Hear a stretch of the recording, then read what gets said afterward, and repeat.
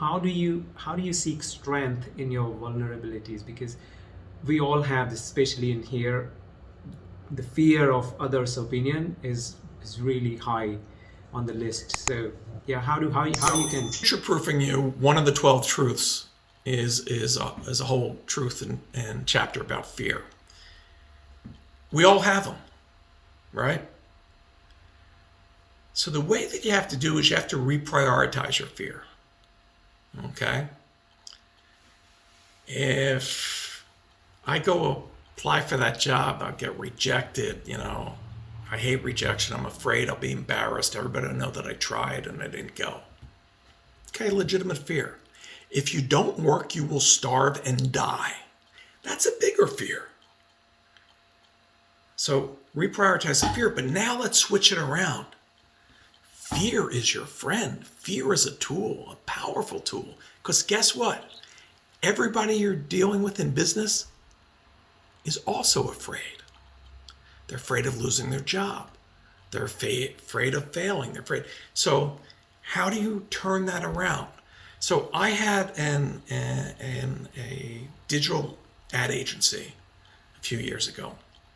And believe it or not, a decade ago, no presidential campaigns were advertising on the internet. This was mind-blowing to me. Well, presidential candidates are old. The guys running campaigns are even older. And TV, some radio, some billboards, but nobody knew about the internet. So I decided I was going to go after that $2 billion that they spend. And so I made appointments to get to see the campaign managers. And I let each one know that I was going after them to the other campaign managers.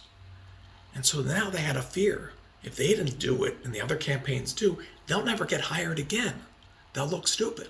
And by going to each one and each one thinking the others must have hired me, I ended up being hired by all of them. And each one said, well, if I hire you, you can't work for anybody else. And I said, well, you don't do that with ABC or CNN when you buy an ad. So you're not doing it with me. And I ended up with 4 presidential candidates all hiring me because I leveraged their fear.